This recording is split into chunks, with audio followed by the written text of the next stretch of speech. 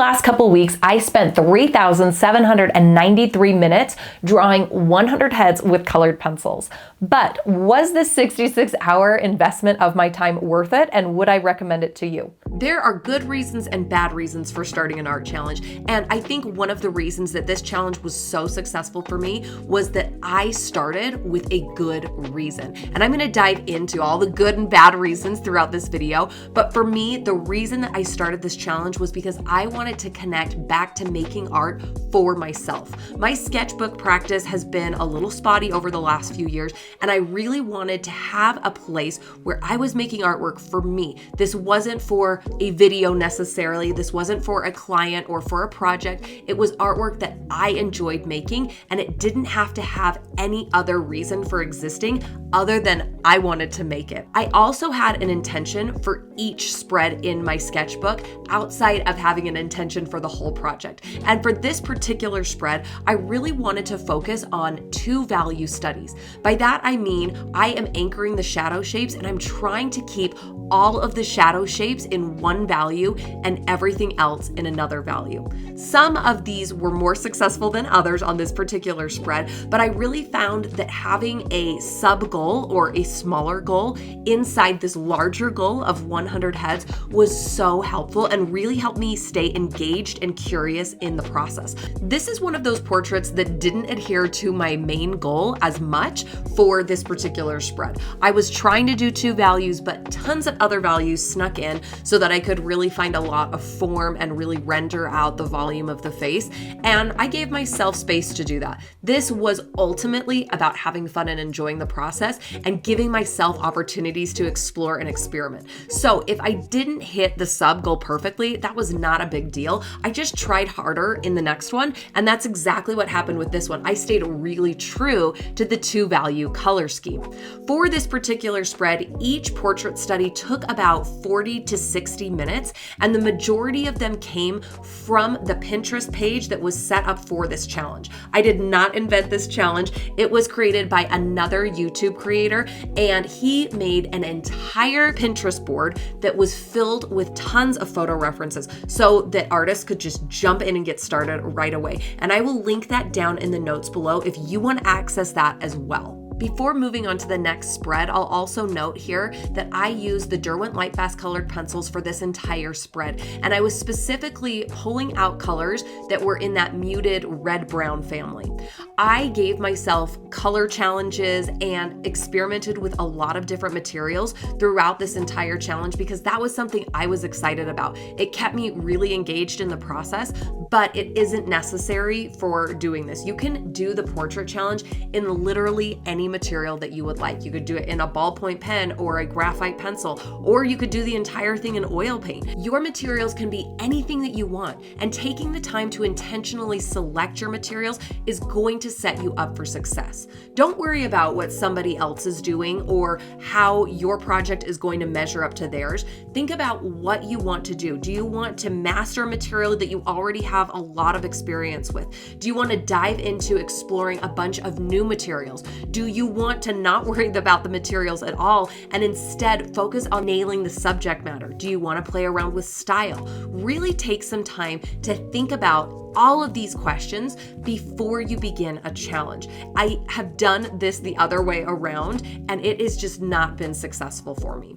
For this particular spread, I wanted to play around with value still. I wanted to build off of that shadow shape concept, but I wanted to intentionally introduce a mid-value. So for most of these portraits, I have deep, dark shadow shapes, a mid-value, and the white of the paper. You could consider this a 3-value exercise, although there are still a lot of places where I play around with varying the value so that I can get a softer edge.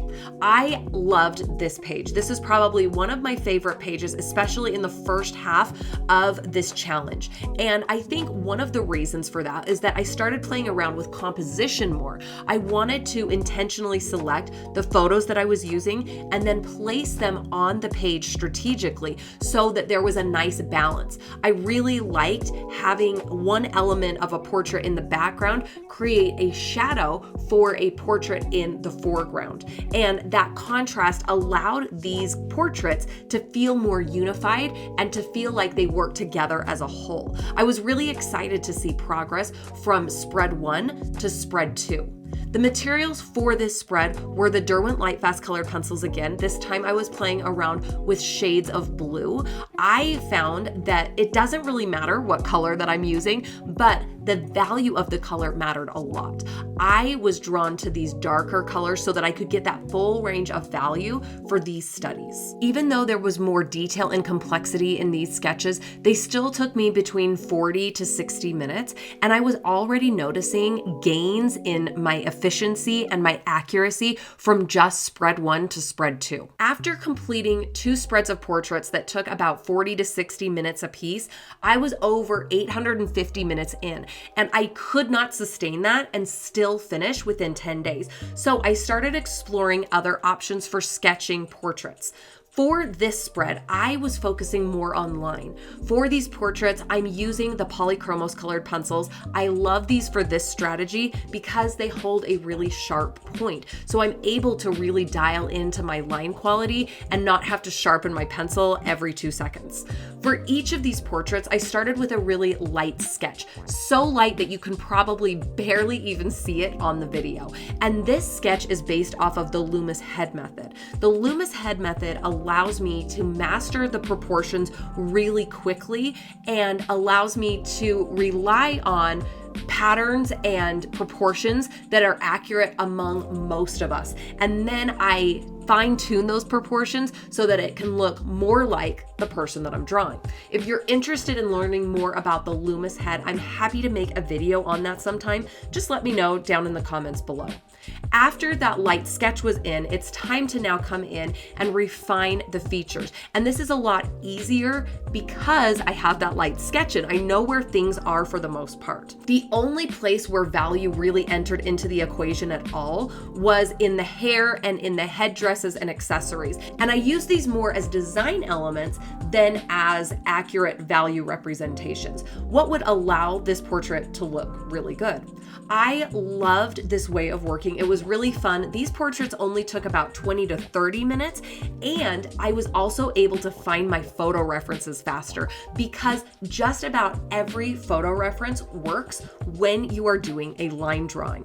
When I'm doing value studies, I hunt a lot harder for my photo references, and there weren't a ton of them available on that Pinterest board that had really good shadow shapes and had really nice value transitions. But that just didn't matter when I was only focused on line. So suddenly every single photo reference became fair game. I did a total of 21 portrait studies with the polychromos colored pencils using this line only approach. And I noticed such big gains. And I think a big part of that has to do with doing all of these portraits within a condensed amount of time. Really only a day or two had passed from my first one to my 21st one. And when that is all happening in such a short amount of time, your muscle memory remembers what it just did. The Loomis proportions that I was doing every day were becoming really second nature. So I was able to get the proportions laid in really quickly. I was coming up with strategies for the way that I wanted to shade the hair. So I wasn't having to think about it as much. You'll notice that the second portrait that I did in that teal color, her hair was shaded in a very similar way to the portrait done in red on the previous spread. I was coming up with shortcuts and easy solutions. This exercise really showed to me how important it is to practice and to practice regularly. And that's definitely something that I am going to embed into my regular art practice after this challenge is over. It was really interesting to notice how my energy changed from day to day and after finishing one of my sub goals. So that last project where I did all of those line drawings really quickly, I had some really fast, exciting energy for that. But after finishing it, I had a really strong desire to slow down again. And I knew I couldn't do tons of slow portraits, but I could pull off 4. So I did 4 full color studies in the middle of this project. For these full color studies, I picked out photo references that had good color and good value. I was very intentional about my selection. And I pre-selected the colors before I began sketching so that I wasn't worried about matching colors exactly or digging through my drawer of colored pencils when I was in the process of making the portrait. I just looked over, I found a color that was close enough, and I used it. And I felt like that was a really good way of approaching a quick color study. Each of these took between 70 to 90 minutes, and the time just flew by because I was so excited about adding color and starting to expand on color relationships because I hadn't done that so far in this sketchbook challenge. And then for this last one, this one was actually my favorite, and that's always a good sign because I learned something from each one of these that I applied into the fourth one. But for this one, I used these burgundies for the shadow shapes. I kept them really clean, and then I used the green that I had used in the second and third portraits for the hair again. I didn't need the color relationships to be exact for this one. I was a little bit more interpretive, a little bit more expressive. And when I was playing around with colors, I was thinking more what would look good and what am I excited by than is this the exact right color that is in the photo reference. There are times that are appropriate for both of these approaches. Sometimes you do really want to get the exact color right, but having a challenge where you allow yourself to play and explore and experiment gives you more confidence in knowing when the right time for this is and when you can let it go. After these 4 longer studies, I needed to do something really quick so that I could catch back up with my time. So I did this cute little rainbow of heads with the polychromos, and I was using the exact same strategy that I used on spread 3 and spread 4. I have talked about some of the benefits already. I got so much out of this challenge, and I'm going to talk more about those benefits a little bit later on. But during this spread, I want to talk about some of the cons or some of the things that you should keep an eye on before you commit to this challenge. The first one is obviously time. It takes a long time to do 100 portraits. As I mentioned earlier, that was 66 hours of time, and I have dedicated studio time already built into my schedule when I'm working on art projects or creating content. That being said, I still wasn't able to get this all to fit into 10 days of work. I needed to find other opportunities to draw. I brought my sketchbook with me to my kids' sporting events. I stayed up later than normal to draw, and this might sound like it was just so exhausting, but I was so charged by this project that I was like addicted to drawing. I had to be drawing all the time. And so this ended up being a really positive thing for me. But you need to be realistic before you begin about how much time you have, how much time these portraits will probably take you, and what amount of time you want to complete it in. The original challenge said to do this in 10 days. I didn't quite get it in 10 consecutive days. I really split it into more of 10 business days. So it took closer to 2 weeks. And that adjustment I was fine making. You could say, I want to do 100 portraits in a month. You could say, I want to do 100 portraits this quarter within the next 3 months. Or you could cut the number of portraits in half, maybe 50 heads in 10 days or 50 heads in the next month. I think that if you are setting a goal that is challenging for you, you are going to get something out of it. But if you do something easy or something that you already are doing, you're not going to have that same drive. Okay, I'm going to mention another obvious one. We're drawing heads here. So if you have no interest in drawing heads or getting better at drawing heads, this challenge is not for you. Instead, go find another challenge or invent your own challenge that focuses on something that you're interested in so that you aren't fighting against the challenge itself. If you want to get better at drawing portraits but just don't feel like your skills are there yet, that is something that we can work with. Make any adjustments that you need to the timing, quantity, and structure of this challenge, and then just dive in.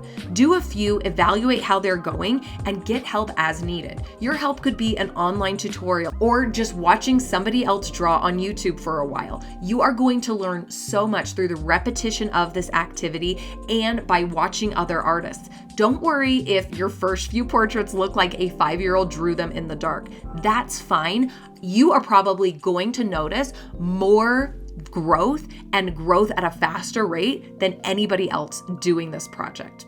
One other con is the photo references. I didn't think that the library of photo references was perfect, so I did branch out and start looking for my own photo references after a while.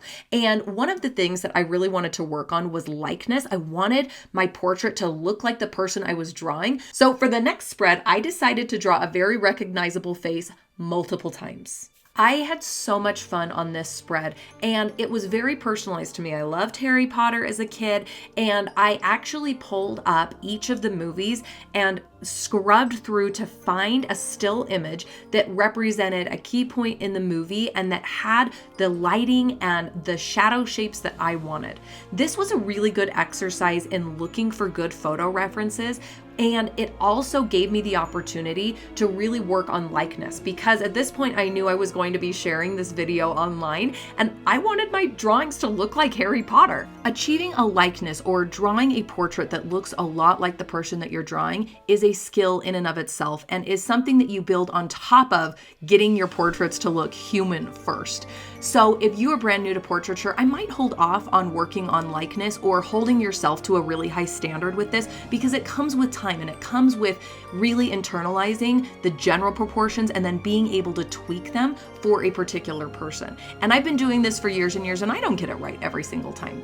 One thing that I did find really helpful when working with colored pencils is to do a light under sketch first. So with the Polychromos colored pencils, I was going for like the yellow ochre, the light blue, the light green, and then over the top, I would refine the details. That light under sketch isn't really visible in the final product. You can see the halo, but you can't see the proportions. And it gives you this really nice kind of rough draft that you can then come in and edit. This approach reminds me of writing. When you're looking at a blank page, it can be really overwhelming, and your first draft doesn't necessarily get your point across. But once you have something on the page, you now have something to edit. You have something to refine and something to work on. And that is totally my approach to portraiture. Get something on the page, something that's loose, something that is easily editable, there we go, and then come in and refine it. And when you're working with colored pencils, choose materials that are going to help you do this. If you want something that does erase, you can use the Prismacolor Kohl Erase colored pencils. Those are the only ones I've used that really like erase like a graphite pencil. Or you could do like a graphite under sketch and then ballpoint pen or like a fine liner over the top and then erase that graphite sketch underneath. If you like colored pencils but don't like that two-tone approach, you could also try gray. For this one, I did a light layer of gray and then I came over the top with black, and that makes it look like it's just one seamless drawing. I loved working on this Harry Potter spread so much, and while I was looking for the references in the movies, I found so many other faces that I wanted to draw. So I dedicated one more spread to this idea and I drew all the other supporting characters. These portraits all came from one movie. This movie really stood out because the lighting was so dramatic and the characters were so expressive. And I want to play a little game. I want to see how many portraits it takes you to figure out which movie this was. Let me know down in the comments below which portrait it was that tipped you off and which movie you think it is. While I was working on these portraits, I used a lot of really similar strategies. I liked that underdrawing, so I typically picked a lighter colored pencil and then went over the top with a darker colored pencil. And this helped me to get the likeness, because the likeness was still super important with these. I knew that most of you guys were going to recognize Hermione, most of you guys were going to recognize Ron, and I wanted to get it as close as possible. I did notice that this page was a little bit more challenging than the Harry Potter page, because once you kind of figure out a person's proportions, they're easier to replicate. Even though I was drawing Harry Potter getting older and older, a lot of those proportions remained the same. So I knew how to get those proportions a little bit faster. And when you're working on likeness and jumping from one person to a brand new person, that can be a little bit challenging. I made a couple really interesting discoveries as I was working on these 100 heads. One of those was that I tend to make errors in proportions in the same way. So if I'm going to make a mistake, it's typically that the nose is too long and that the mouth ends up being too low. And when I work in this two-tone approach with like a lighter color underneath and a darker color over the top, I'm able to notice that and change and adjust it before the drawing is permanent and finalized. But I found it really interesting that that was something that popped up over and over again. And even though I knew that was probably the way I was going to make my mistakes or my proportional errors, I still tended to do it. You can actually see me do that a little bit here. So I laid out the portrait with the Loomis head method, lots of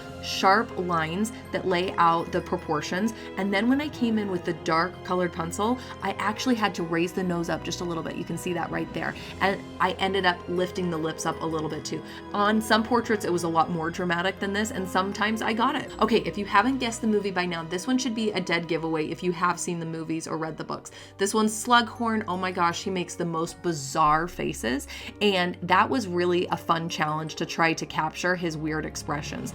In drawing 100 heads, I don't have to draw my favorite heads every single time, and that was something that I absolutely loved about this challenge. There are definitely certain types of heads that I prefer drawing or that I find easier, but when I'm doing 100 of them, those kinds of heads get boring after a while. So I played around with drawing male and female, young and old, different expressions, different ethnicities, drawing from different angles. And that allowed me to really learn the face in a completely new way and be able to adapt my circumstances faster and more efficiently.